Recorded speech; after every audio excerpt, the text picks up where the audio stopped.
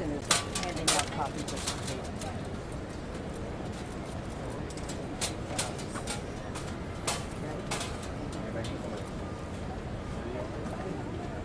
I'm attorney Gloria Allred. I represent one of the two victims for whom charges have been filed in this criminal case now pending against Harvey Weinstein. In addition, I represent one of the witnesses in this case, whose name I'm not disclosing at this time. Okay, thanks. I'm attorney Gloria Allred. I represent one of the two victims for whom charges have been filed in this criminal case now pending against Harvey Weinstein. Her name is Mimi. I also represent another witness in this case, whose name I'm not disclosing at this time. But this is my statement. It is not on behalf of my client. Donna Rotuno is Harvey Weinstein's new criminal defense attorney. She appears to specialize in representing men accused of sex crimes against women. In an interview in the Wall Street Journal on June 27, 2019, the article's author, Corinne Ramey, stated that Ms. Rotuno, quote, said in an interview that the Me Too movement has done a disservice to women. Quote, and now she's quoting Donna Rotuno. I'm not a woman who has ever subscribed to it, she said. I believe women are responsible for the choices that they make, end quote. She said that by representing Mr. Weinstein, she hoped to encourage women to take responsibility for their actions. And now this is a quote from Ms. Rotuno, and say to women, maybe don't go to the hotel room. Maybe we are having a different conversation, end quote. I agree that women are responsible for their own choices. But when will Mr. Weinstein be held responsible for his? Mr. Weinstein removed these women's ability to choose if he forced himself on them. If the jury believes that Mr. Weinstein did force himself on women, then the jury should hold him responsible for that. No woman should be shamed into thinking a sexual assault was her fault or her choice. Many accusers allege that Mr. Weinstein lured them to his hotel room under false pretenses, that he wanted to assist them in their careers. I challenge Mr. Weinstein to testify under oath and deny this. We will then see who the jury believes. These accusers, if called to testify, would deny that it was their choice to be sexually assaulted. Mr. Weinstein should be accountable for his misconduct. Many accusers believe Mr. Weinstein's representation that he wanted to talk to them about business. And they did not have any reason to believe that he was not telling the truth when he made that representation, because there were times when Mr. Weinstein did, in fact, do business in his hotel suite. The accusers did not have a negative stereotype of men, nor did they have a belief that they should expect that every man is lying when they indicate they want to talk business. I would also like to remind Ms. Rotuno that Mike Tyson was convicted of raping a woman who went to his hotel room. That proves that when a woman goes to a man's hotel room, it does not give him a license to rape and then blame the victim because she went to his hotel room. It is also true that in some cases the allegations of the accusers are that Mr. Weinstein invited them to his home, not a hotel room, and that the women may have accepted his invitation because of his representation that he wanted to talk to them about business or employment opportunities. In an interview in Chicago Magazine in February 2018, the writer, Brian Smith, indicated that Ms. Rotuno stated, quote, I have the ability to get away with a lot more in a courtroom cross-examining a female than a male lawyer does. He may be an excellent lawyer, but if he goes at that woman with the same venom that I do, he looks like a bully. If I do it, nobody even bats an eyelash, and it's been very effective. I do not believe that it's appropriate to go after a victim on the witness stand with, quote, venom, end quote.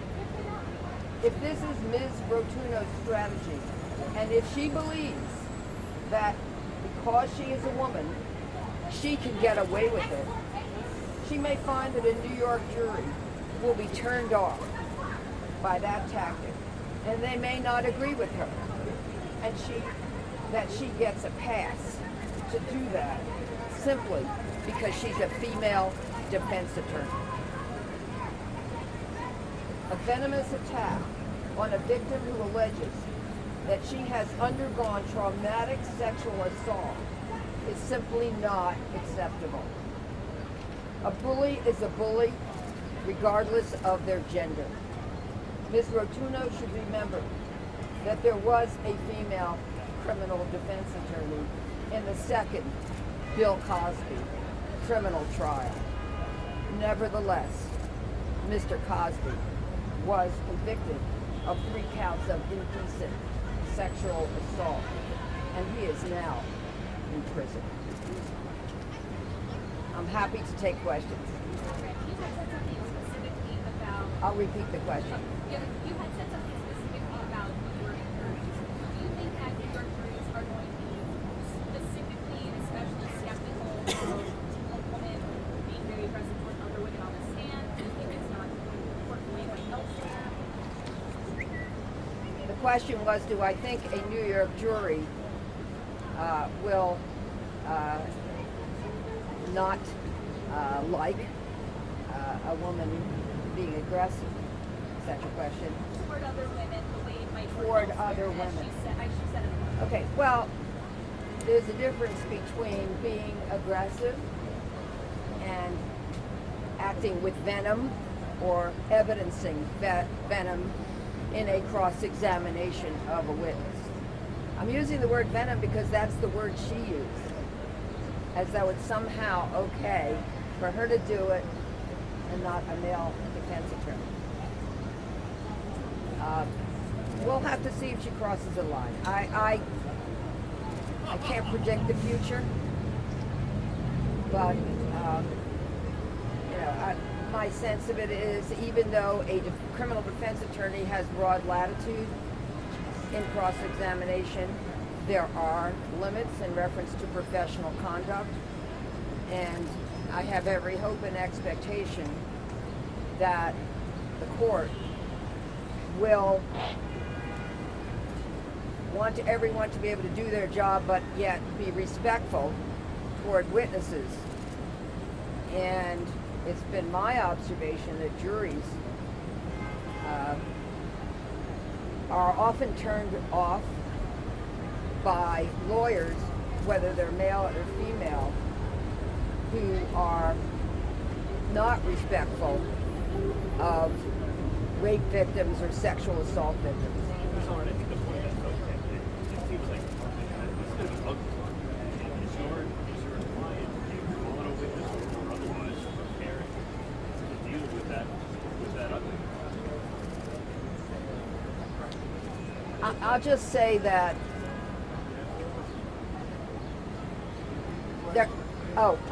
the question is, are my clients,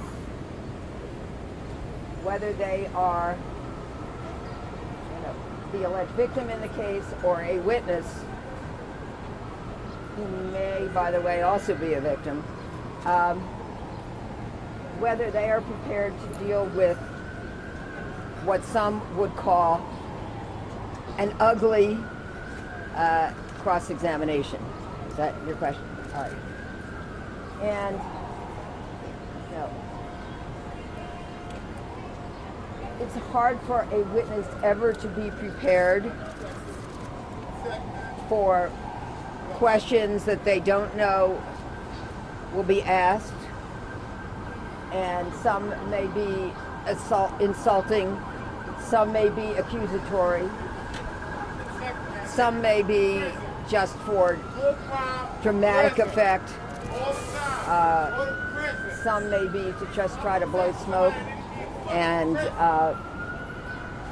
all of which would most likely be to challenge their credibility. But, you know, while lawyers have many years of training for this, people who allege they are rape victims or sexual assault victims often are challenged by the conventions of a courtroom, where a person cannot just tell their story. They may constantly be interrupted even as they're trying to answer a question. Some lawyers may attempt to intimidate a witness. Some criminal defense lawyers, and I'm not saying these because I don't know what they'll say, will attempt to perhaps get a witness off balance, put words in their mouth. It's an artificial situation in a courtroom, and many witnesses have never testified in a criminal case previously or in a civil case, or both. And some, having never testified previously, are now about to testify in the highest profile criminal case in the country, and they know it. And they're going to be sharing some very personal, intimate details of what they allege happened to them. So, that's a long way of saying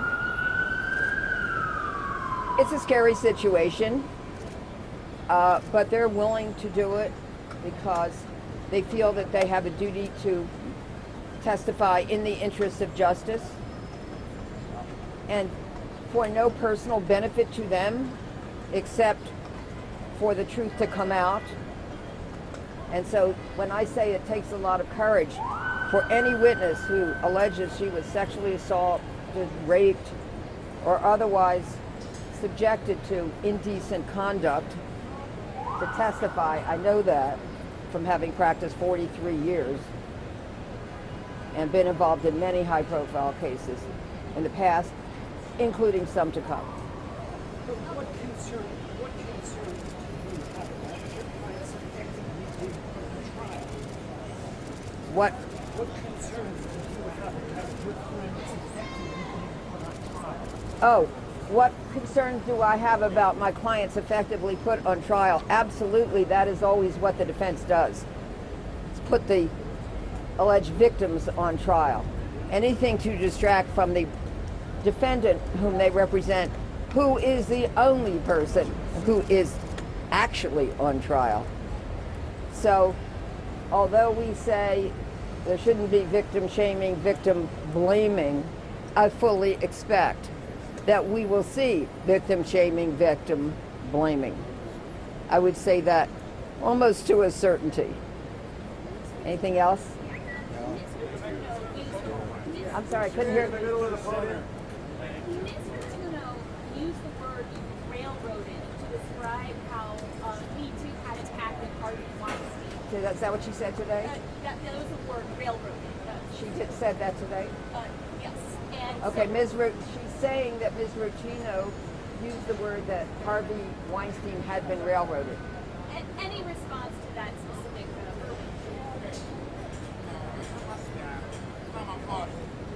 I think, that's an editorial opinion that he's been railroaded. Obviously, this case is going forward. And if they have an argument about the evidence, which is what the case is based on, which is what the charges are based on, then she should bring that up in a court of law and be specific about what the evidence is that she thinks should not be admissible. So You know, editorial opinions are no substitute for the facts, but sometimes facts, as has been said, are very inconvenient things, especially for the defense. Thank you so much.